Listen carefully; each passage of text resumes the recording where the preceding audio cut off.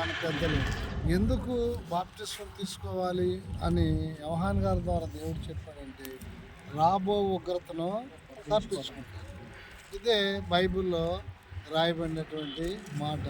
ఈ పని ద్వారా మనకు కలిగేటువంటి మేలు, ఈ పని చేయటం ద్వారా మనం తప్పించుకునేటువంటి మరి ఆ ఉగ్రతను గురించి ఒకసారి మనం జ్ఞాపకం చేసుకోవాలి.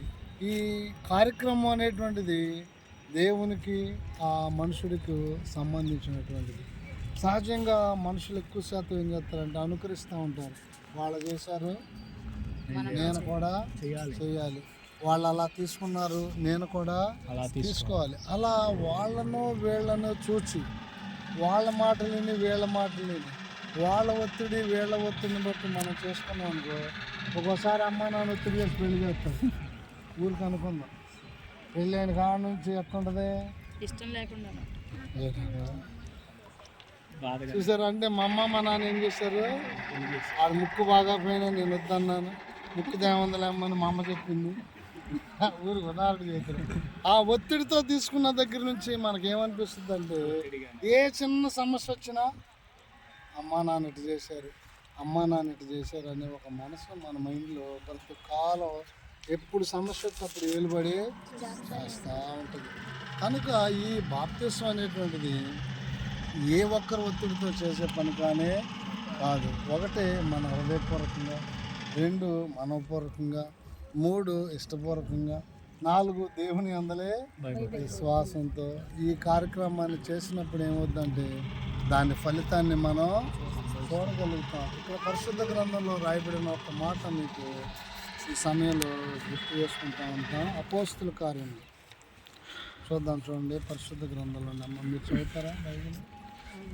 పర్వాలేదు, ఏం పర్వాలేదు, చదివేవాళ్ళు కానీ వినేవాళ్ళకి విశ్వాసం అందువరకు దేవునికి చెల్లిస్తా ఉన్నాం. చదువునాను 38వ వచనం. మీరు మారు మనసు పొంది పాప క్షమాపణ నిమిత్తం ప్రతివాడు యేసుక్రీస్తు నామమున బాప్తిస్మం పొందుడి.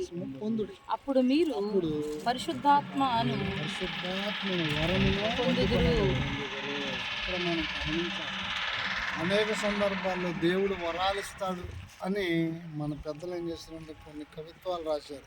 ఒక ముని ఎక్కడో కొండ మీద కూర్చుని తపస్సు చేశాడు, ఎందుకంటే దేవుడు కనపడితే వరాలు కావాలి. ఇక్కడ పరిశుద్ధ గ్రంథం కూడా చెప్పింది దేవుడు కూడా వరం ఇస్తాడట. ఏ వరం అంటే పరిశుద్ధాత్మను వరం. ఈ వరం ఎప్పుడు మనకు లభిస్తుంది, ఎప్పుడు ఈ వరం దేవుడి దగ్గర నుండి మనం పొందుకుంటామంటే, ఒకటి మారు మనసు పొంది పాప క్షమాపణ నిమిత్తము ప్రతివాడు యేసుక్రీస్తు నామమున బాప్తిస్మము పొందుడి అని బైబిల్లో ఉంది. అంటే మొట్టమొదట బాప్తిసానికన్నా ముందు జరగవలసిన పనులు 2 ఉన్నాయి. ఏంటి ఆ పనులు అంటే, ఒకటి మనసు మారుట. అంటే మనం మార్చుకోలేము, మన జుట్టు పట్టుకుని మనం లేపుకుంటాం, లేపుకోలేము. అది ఎంత ట్రై చేసినా మన అల్లయ్యే పని కానీ కాదు. కాబట్టి మార్చేది ఎవరంటే దేవుడు. సౌలు అన్నాడు, పూర్వం నేను దోషకుడను, హింసకుడను, హానికరుడను, దేవుడు నన్ను మార్చాడు.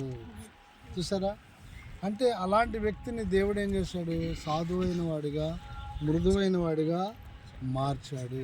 ఇక్కడ మార్పు ఎక్కడ ఉంది, దేవుని దగ్గర ఉంది. అనేక సందర్భాల్లో అడ్వర్టైజ్మెంట్ ఇస్తూ ఉంటారు, ఇదిగో మా దగ్గర ఆఫర్లు ఉన్నాయి, స్త్రీలైన వారు మీ భర్తలు వెంట పెట్టుకుని వచ్చేయండి, వాళ్ళ కుర్చీలు ఏసీ పెట్టా, మీరు మాత్రం వచ్చేయండి అని అడ్వర్టైజ్మెంట్ ఇస్తూ ఉంటే అవి చూడంగానే మనకేమనిపిస్తుంది, వెళ్ళాలనే ఆలోచన వస్తూ ఉంటుంది ఆ అడ్వర్టైజ్మెంట్ని బట్టి. కానీ ఇక్కడ పరిశుద్ధ గ్రంథంలో రాయబడిన మాటలు ఒకసారి మనం జాగ్రత్తగా పరిశీలన చేసుకోవాలి. ఒకటేంటంటే మనసు మార్చేది దేవుడు, మన సృష్టించింది, తల్లి గర్భంలో పిండంగా మనకి రూపాన్ని ఏర్పాటు చేసింది దేవుడు. అలాంటి దేవుడు ఏం చేస్తాడంటే మన అంతరంగాన్ని మారుస్తాడు, మన బాహ్యాన్ని కూడా మారుస్తాడు. బాహ్యం అంటే స్వస్థతలు కనపడతాయి. ఇప్పుడు ఏదైనా లోపం ఉందనుకోండి, బాగు చేయగానే ఏమవుతుంది, స్వస్థత వస్తుంది. నా పేదాలన్నీ చల్లకుండి ఇంకా పెరగలేదులేండి. దేవుడు ఏం చేశాడు, దాన్ని బాగు చేశాడు, అది నాకు కనపడద్ది. ఎవరికి కూడా తెలియదు. అంటే నాకు అలాంటి పరిస్థితి వచ్చేసింది. ఇంకా మెల్లిగా కొంతమంది కళ్ళ కింద స్టార్ట్ అవుద్ది, కొంతమంది నోట్లో నుండి స్టార్ట్ అవుద్ది. ఈ నోట్లో నుండి స్టార్ట్ అయితే భయంకరమైందని డాక్టర్ గారు చెప్పాడు. కళ్ళ కింద నుండి స్టార్ట్ అవుద్ది, కొంతమంది ఏడు చివరి నుండి స్టార్ట్ అవుద్ది. ఆ తెల్ల రకాల పరిస్థితి నాకు నోట్లో నుండి వచ్చింది. వేసే తీసేసాడు. నేనేం మందు వేసుకోలేదులే, కానీ ఇది బహిరంగంగా నేను చెప్తే మీకు తెలిసింది, నాకు తెలుసు, మా ఆవిడ గారికి కూడా తెలుసు. ఎందుకంటే నాకు కనపడుతుంది ఇది. కానీ కనపడింది ఏంటి? అంతరంగంలో మార్పు. ఇది కూడా ఎవరు చేస్తారంటే కనుక దేవుణ్ణి ఏం చేయాలి? ఇప్పుడు నడుస్తూ ఉన్నాం, ఎవరో నడిచారు, ఆ దుమ్ము మనమే పడుద్దా లేదా? ఈ లోకంలో ఉన్న ఆలోచనలు అత్యారావా? ఈ లోకంలో ఉన్న ఆలోచనలు ఉంటాయా ఉండవా? ఈ లోకంలో ఉన్న కోరికలు ఉంటాయా ఉండవా? కానీ మనం ఏం చేయాలంటే వాటన్నిటినీ జయించాలి. దేవుని ద్వారా మనం జయాన్ని పొందుకోవాలి. దేవుడు అలా ఇవ్వటానికి ఆయన సంసిద్ధంగా ఉన్నాడు. ఇక్కడ పేతురు గారు వాక్యం చెప్పినప్పుడు అనేక మంది సహోదరులారా హృదయంలో పొడవబడి అంట. ఇప్పుడు మీకు ఎలా బాప్టిస్ట్ తీసుకోవాలని ఆశ వచ్చిందో సహోదరి వాళ్ళకు కూడా, ఇదిగో మమ్మల్ని ఏం చేయమంటామంటే వారు అన్నారు, మొట్టమొదటి మీరు మారుమనసు పొందాలి, పాప క్షమాపణ పొందాలయ్యా. మరి ఎవరు క్షమిస్తారు? పాపాలు క్షమించే అధికారం యేసుప్రభువు వారు ఒక్కడికే ఉంది. ఆయనే చెప్పాడు. మార్కు సువార్త 2వ అధ్యాయము 10వ వచనంలో ఒక మాట ఉంటుంది. ఏముంటుందంటే 2:10. ఒకసారి చదువమ్మా.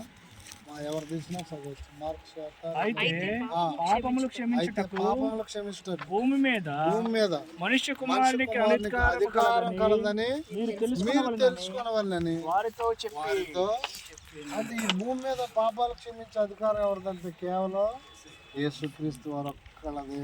దేవుని స్తోత్రం. కాబట్టి ఇప్పుడు ఆ ప్రభు ద్వారా మనం ఏం చేయాలంటే పాప క్షమాపణ